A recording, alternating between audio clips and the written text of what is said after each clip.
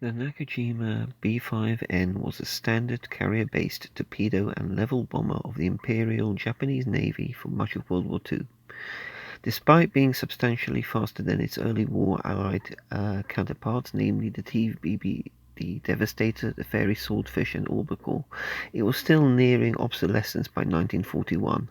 Nevertheless, the B5N operated throughout World War II due to the delayed development of its successor, the B6N. In the early part of the Pacific War, flown by well-trained IJN crews as part of well-coordinated attacks, the B5N achieved particular success at the battles of Pearl Harbour, Coral Sea, Midway, and Santa Cruz Islands. The navigator bombardier observer position was equipped with a Type 90 bomb sight, which was a long vertical tube located in the front left of the seat. There was also a Type 3 reflector compass for precise navigation that was mounted on top of the cockpit frame. The radio operator gunner position was equipped with one of the standard issue radio sets that was mounted in front of the radio operator gunner's seat and behind the navigator bombardier observer's seat. The radio operator gunner also operated one flexible 7.7 Type 92 machine gun at the rear of the cockpit. One Type 91 torpedo could be mounted on racks that were fixed eccentrically to the right of the bottom of the fuselage. Alternatively, racks could be replaced to either carry one 800 kg bomb or two 250 kg bombs or six 60 kg bombs. Replacing the racks and exchanging between torpedoes and bombs was not a trivial process and could take more than 2 hours to complete. While the B5N was primarily employed as a carrier-based aircraft, it was also occasionally used as a land-based bomber. It carried a crew of 3: pilot, navigator, bombardier, observer, the radio operator, gunner. Like other Imperial Japanese Navy multi-seat aircraft, an individual bomber was commanded by the senior ranking crew member aboard, which could be the observer rather than the pilot. The B5N served as the basis for the follow-on design, the B6N, which eventually replaced it in frontline service. The B5N continued to fly in secondary roles such as training, target towing, anti-submarine warfare. Some of the aircraft used for this latter purpose were equipped with early radars and magnetic alloy detectors, or anomaly detectors. B5Ns were used as bombers during the unsuccessful defense of the Philippines in October 1944, suffering heavy losses. Later in the war, they were also used for kamikaze attacks. The source for this was Wikipedia. This is the unboxing vid for the Airfix Nakajima B5N1 Kate. And also a display base I intend to use for it. So it's already out of the bag, so we'll start off by having a look at the instructions. Now this is a nice, quite chunky instruction booklet. Again, Airfix's usual current high standards, so seems to me that in this case construction does start with the wings, and we early on make the decision to build it folded or unfolded, and I'm going to be building this wings folded. You're also given guidelines on what you need to drill out ahead. I'm going to be going for the torpedo ordnance on this one. So cockpit for a single engine aircraft is nice and busy. There seems to be quite a lot going on there. The construction seems Airfix's traditionally chunky style, which I do like. They're not creating overly complex sub-assemblies, but things in nice blocky bits that go together, so I can see that coming along quite well. And I do like the number of options they seem to have done for the canopy as well. So you go through the cockpit, which you're attaching to the bottom center section, then popping the fuselage halves on top,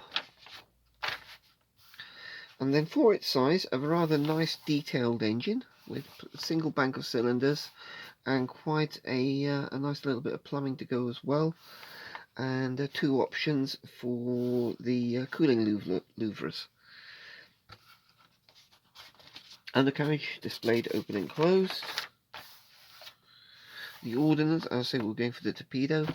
As it's being done, wings folded on the carrier deck. I will not be including the crew in this. I may well be showing the gun in that position though, but I will be having the cockpit as open as is possible, so quite probably it will be displayed with this cockpit option as well.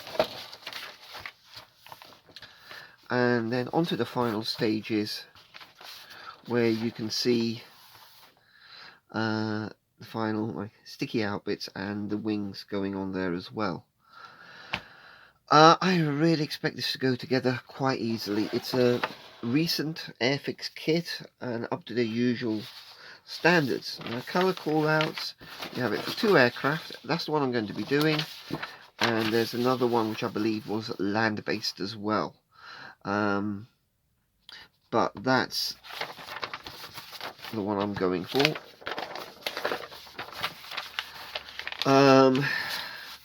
Humbrol paint callouts,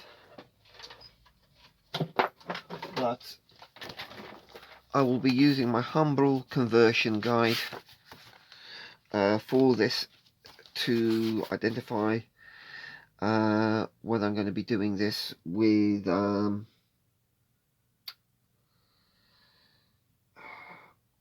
well, it's good for Tamiya and Vallejo, so it'll help me associate these with the Tamiya and Vallejo colours where necessary. I don't think there's going to be too many of them.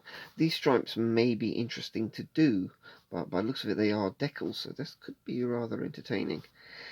I'm just wondering what the print quality on them is going to be like, but that's certainly the scheme I'm going to be going for. And I do rather like the fact that the propeller is 2 different colours depending upon each side. So it's the outward facing side is one colour and the rearward facing side is a different colour, so that's rather nice. So a lot to go on here.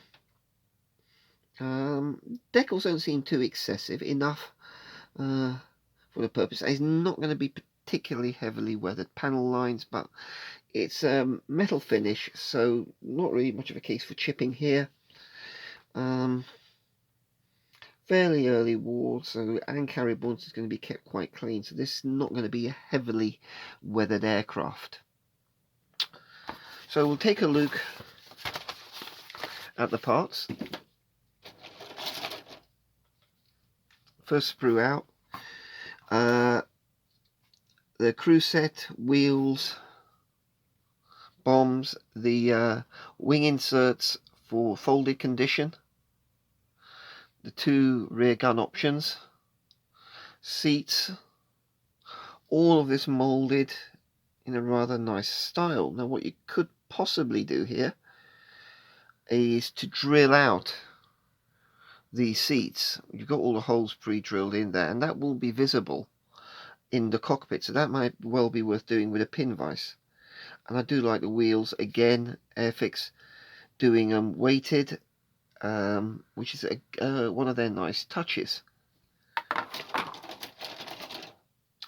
The engine cowling as a separate assembly, single bank radial engine, and that nice little bit of exhaust system there, which is something I do like to see.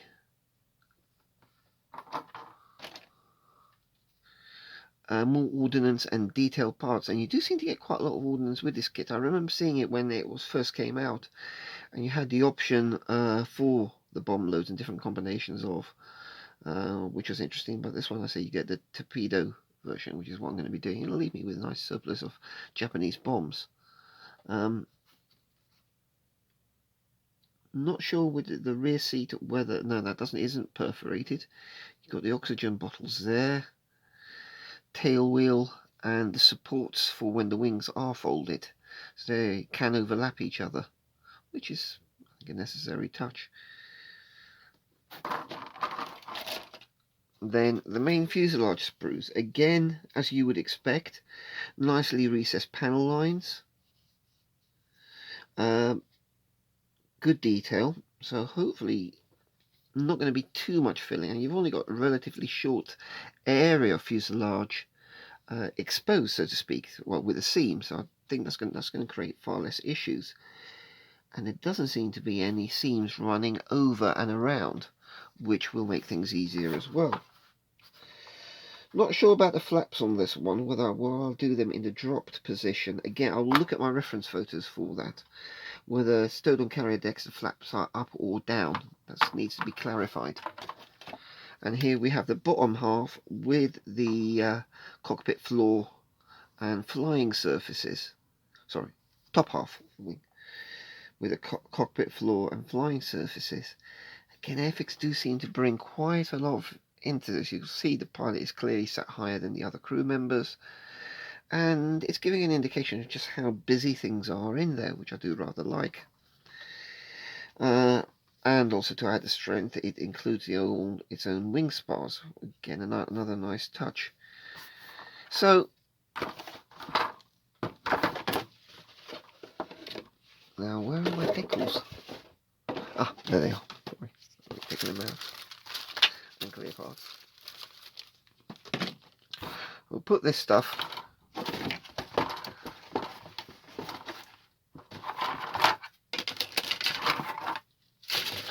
in here. Decal set. Again, I'm not seeing anything that's going to give me any particular cause for concern. It'll be interesting to see how these white stripes work out and how easily they go on.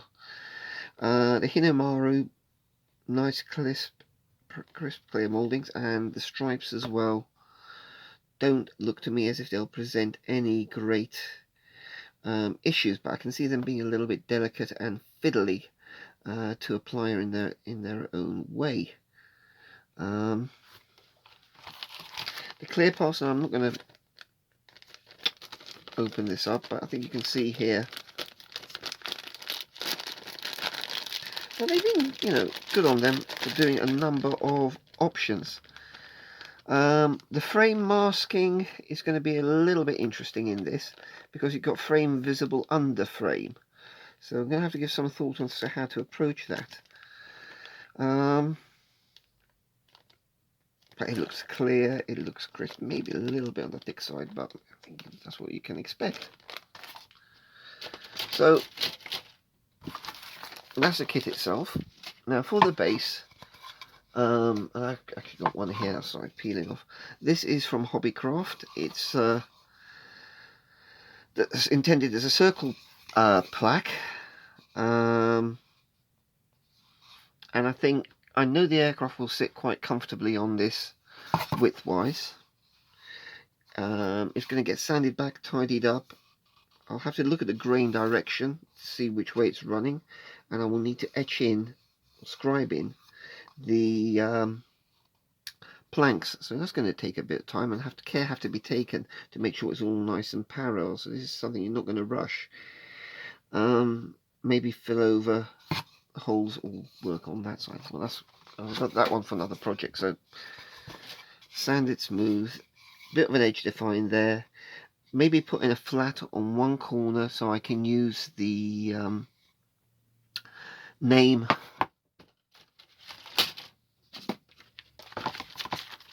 element from the decals, as in this, and put that on the edge of the display piece. So thinking about this as a whole, I'm going to look forward to doing it. It's not going to be I can't see it being overly challenging, but it's going to be nice to do something different. And good on Airfix for once again rolling the boat out on how they approach things. And I do like these instructions and their format, even though it is computer graphics rather than hand drawn. So I'll be cracking on with this build vid, with the build starting quite soon.